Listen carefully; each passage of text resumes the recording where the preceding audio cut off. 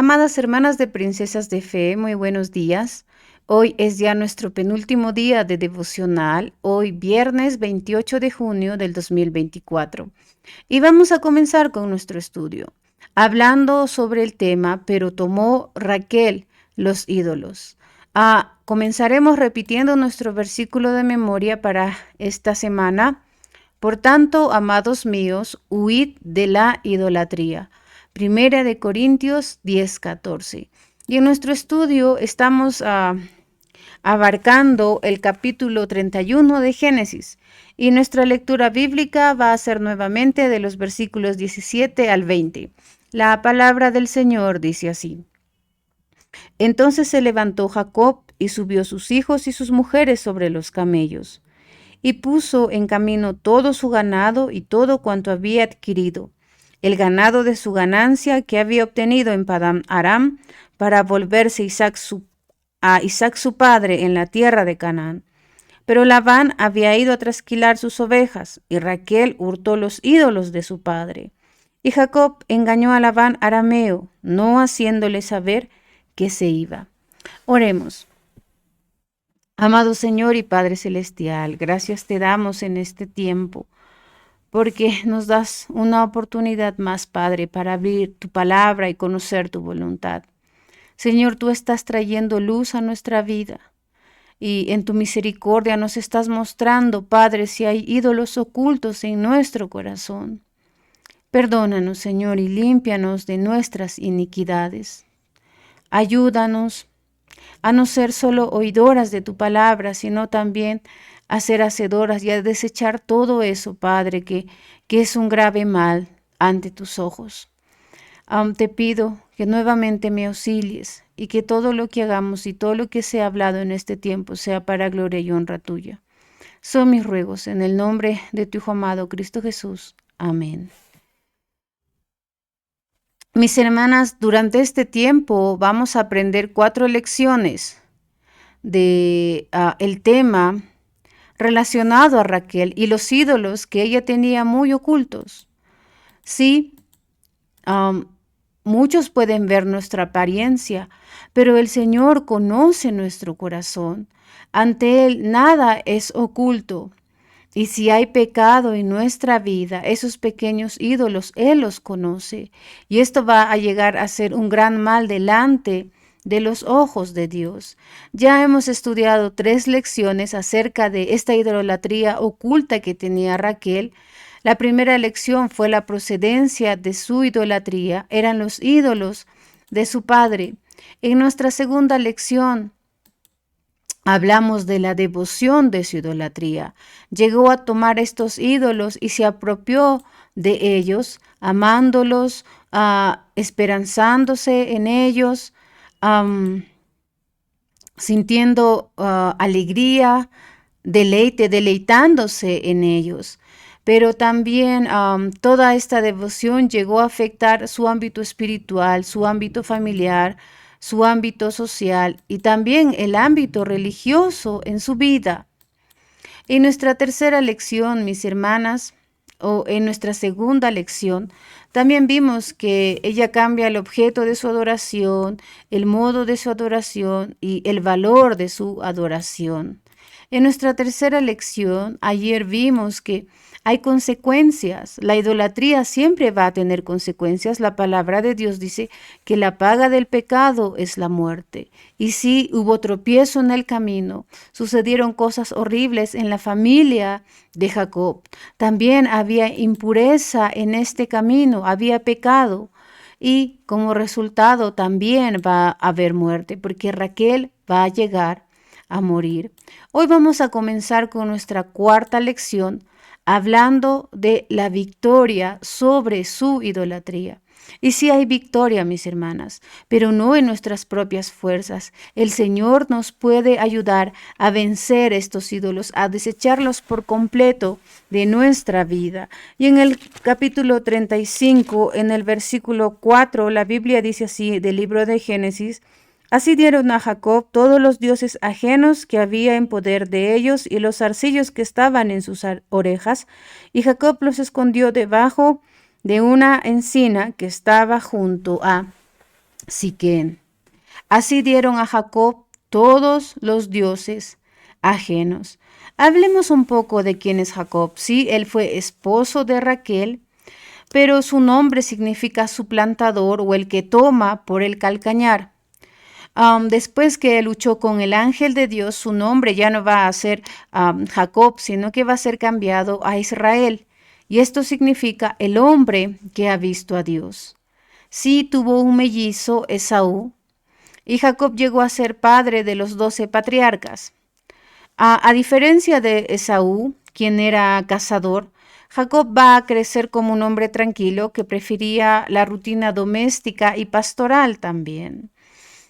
Sabemos que en Génesis 25 le va a robar la primogenitura a Esaú y como resultado en Génesis 27 tiene que huir.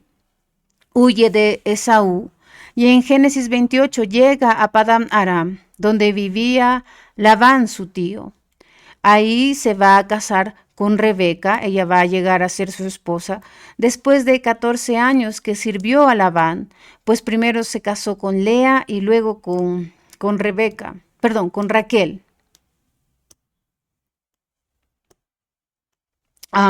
Sí, se casó con Raquel, pero se quedó ahí 6 años más, vivió en ese lugar por 20 años.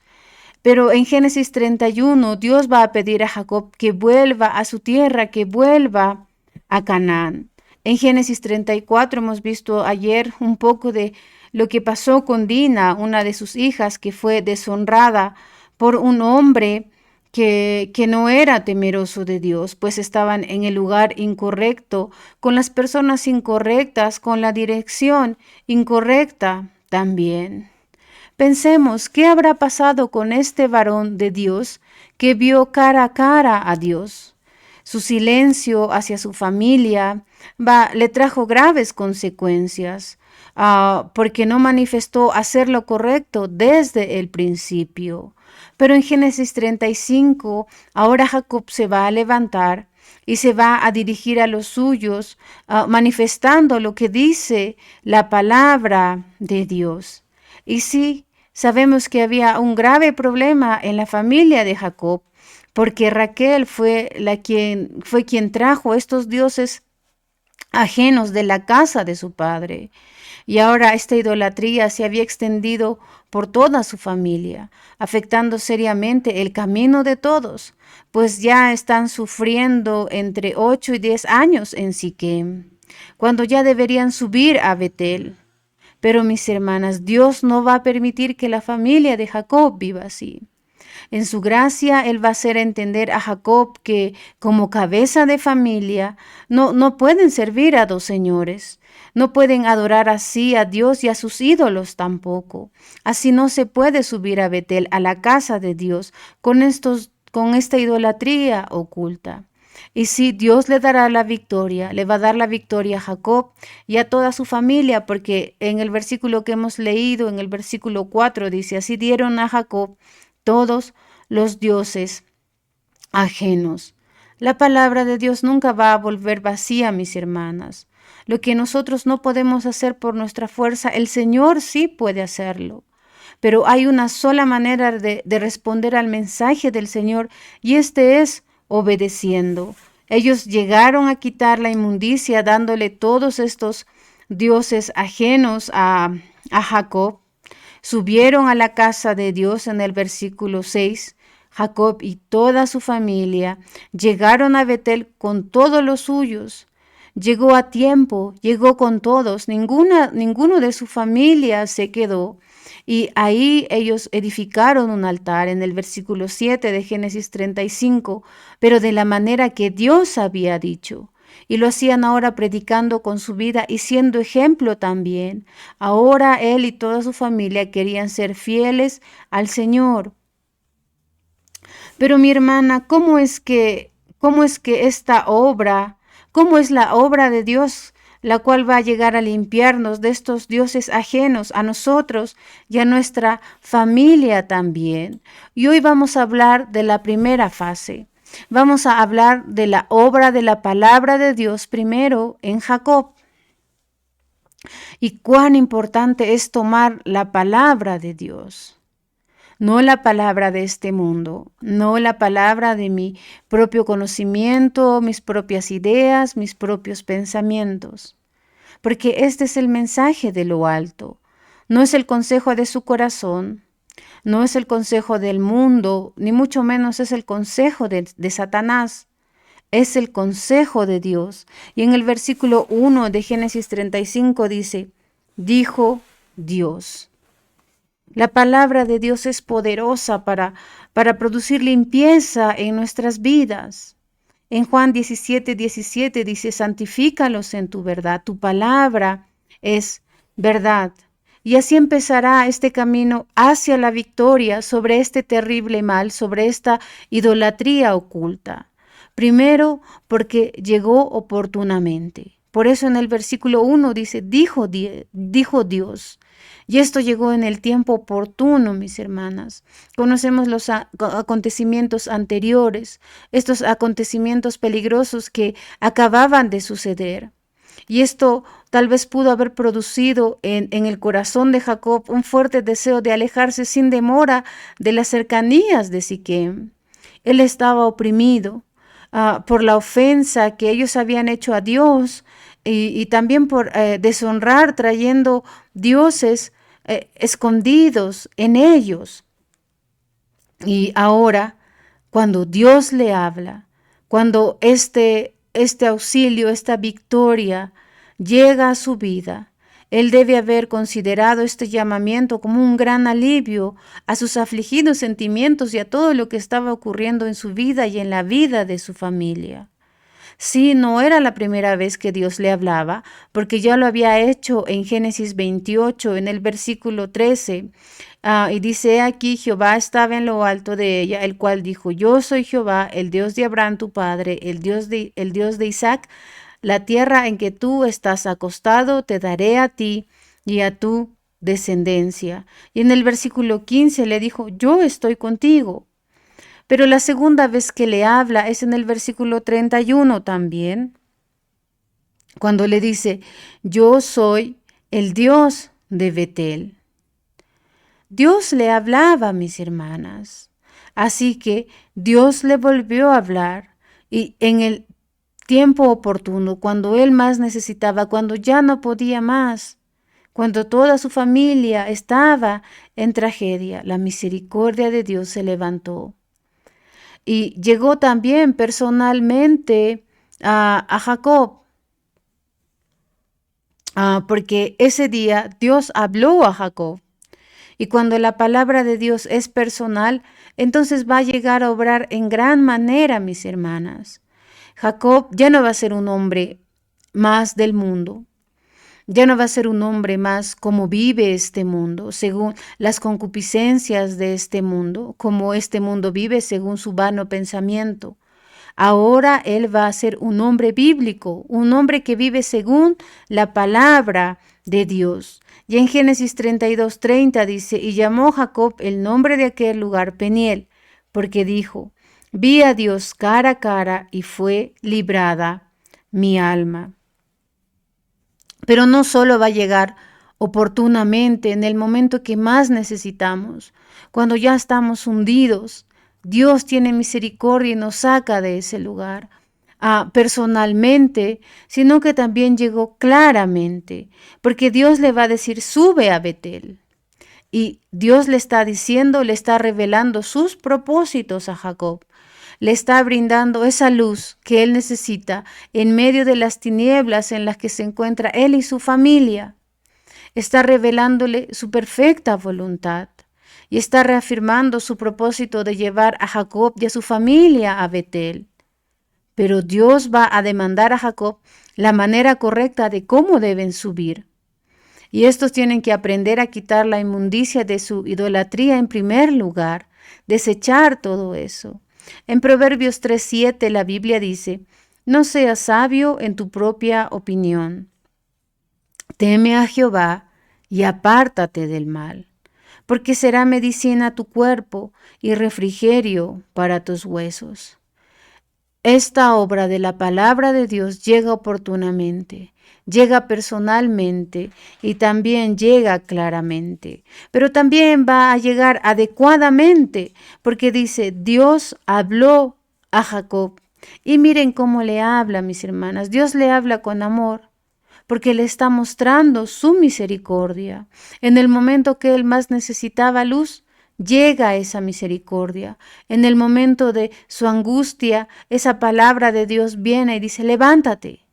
No estés ahí, no te quedes ahí en tu miseria, levántate.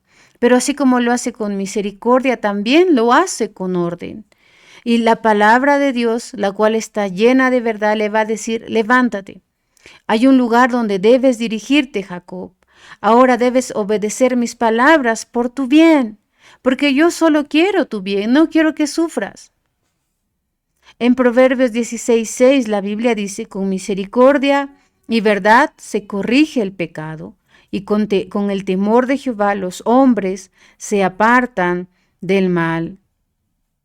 En 2 de Timoteo 3:16, toda la escritura es inspirada por Dios y útil para enseñar, para redarguir, para corregir, para instruir en justicia, a fin de que el hombre de Dios sea perfecto, enteramente preparado para toda buena obra.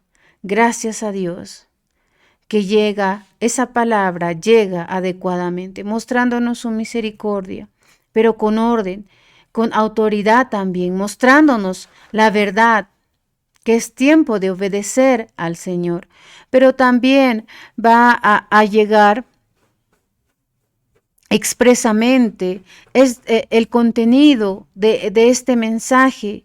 Primero le va a decir, levántate, levántate para que puedas ir a Betel.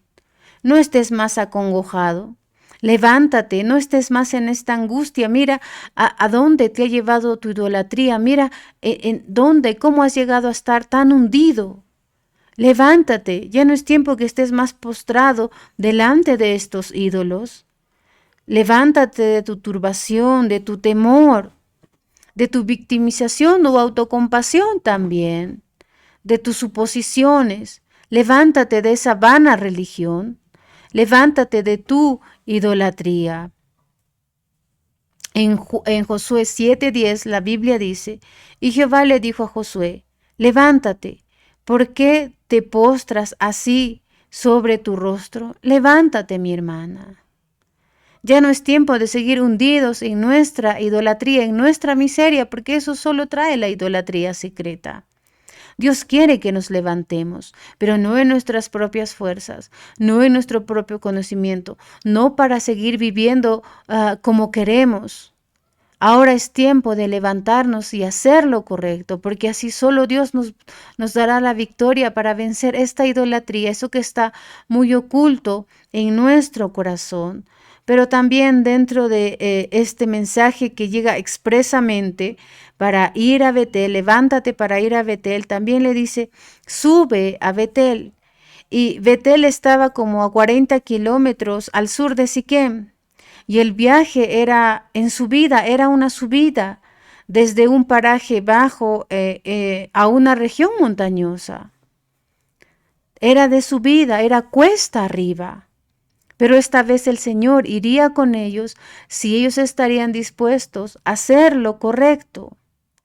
Ahora Dios le dice, sube a la casa de Dios, sube a la morada de Dios, sube a la habitación de Dios, vuelve a esa relación que tuviste al principio con tu Dios, vuelve al lugar de Dios donde Él te habló, vuelve al servicio de tu Dios, vuelve a Dios. Mi hermana, si hoy Dios te está hablando, porque delante de Él, no delante de nosotros, delante de Él has sido hallada culpable. Y en tu corazón has encontrado esos ídolos, por más pequeñitos que estén o muy escondidos que estén. Mi hermana, el Señor quiere darte la victoria sobre todo eso. Y no hay cosa más poderosa que su palabra. Y si Él hoy te está hablando a ti y este mensaje ha llegado oportunamente, ha llegado personalmente, ha llegado también adecuadamente, ha llegado claramente, Dios te está mostrando su misericordia y te está ordenando que te levantes, que vayas a Betel, es tiempo de hacerlo. ¿Qué esperas? ¿Quieres seguir viviendo en tu inmundicia? Donde todo este pecado solo va a traer muerte a tu vida y muerte a tu familia. Pero una vez que llegues a ese lugar donde está Dios, ese lugar que tal vez fue separado de ti o tú te alejaste por la idolatría que se levantó en tu corazón, yendo en pos de tus vanos pensamientos, tus propios deseos, tus propios anhelos, lejos de la voluntad de Dios. Pero ahora que has regresado, que ha habido arrepentimiento en tu vida, que has buscado la misericordia de Dios, quédate en ese lugar, no regreses. Mora ahí, le dice Dios a Jacob, mora ahí. Que este sea el mejor lugar para descansar y para morar, no a este mundo. No pienses que este mundo es el mejor lugar para descansar y morar. Haz que tu vivienda sea ahí, en la presencia de Dios, tú y tu familia. En Salmos 84:1 dice, cuán amables son tus moradas, oh Jehová de los ejércitos. Y en el versículo 10, porque mejor es un día en tus atrios que 1000 fuera de ellos. Escogería antes estar a la puerta de la casa de mi Dios que habitar en las moradas de maldad. Y Salmos 23:6 dice, ciertamente el bien y la misericordia me seguirán todos los días de mi vida, y en la casa de Jehová moraré por largos días. ¿Qué mejor lugar para morar por largos días? En la casa de Jehová. Pero también Dios le va a decir a Jacob que se quede en Betel, pero que prepare ahí un altar. Y este altar denota un lugar alto en el cual se hacían sacrificios y se invocaba el nombre de Dios. Ahí presenta una ofrenda a Dios, ahí presenta adoración al Dios verdadero. Y nosotros somos presentados a Dios como ofrendas vivas, pues Cristo es quien murió por nosotros. Él fue el sacrificio que pagó nuestro rescate a través de esa sangre preciosa. Pero muchas veces sucede que cuando pasan los años, nuestros años juveniles, va a pasar el tiempo y esas promesas que tal vez hicimos en los tiempos de aflicción son olvidadas, o al estar enfermos, pero retorna la salud y ahora tenemos prosperidad, también nos olvidamos. Desechamos a Dios y nuestra vista se va de Él. Nos alejamos de Él. Pero vuelve, mi hermana, vuelve, que la palabra de Dios obre en tu corazón y en tu vida también. Así como le va a decir que levante un altar en este lugar, en Betel, esta palabra también va a llegar poderosamente. Porque en el versículo 2 de Génesis 35 dice, entonces Jacob. No, él ya no quería esperar más. Él se dio cuenta de toda la miseria y todo lo que había traído esta idolatría. Él no esperó, no esperes más, mi hermana. Él se levantó y al son de la palabra de Dios, él obedeció y determinó subir a Betel, pero de la manera correcta. Y ahora tiene que hablar con su familia, porque todos estos también tenían que subir correctamente, sin inmundicia. Ahora Jacob va a ser un hombre que está determinado. Ahora su mentalidad ya no es la misma. Ahora es el siervo del Señor. Ahora vive conforme a la palabra del Señor y está listo para llevar a su familia a Betel, quitando la inmundicia de ella. Dios nos puede dar la victoria sobre estos pequeños ídolos que están muy ocultos en nuestro corazón. Sí puede hacerlo.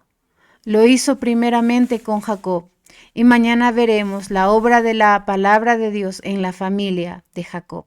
Gracias por su tiempo.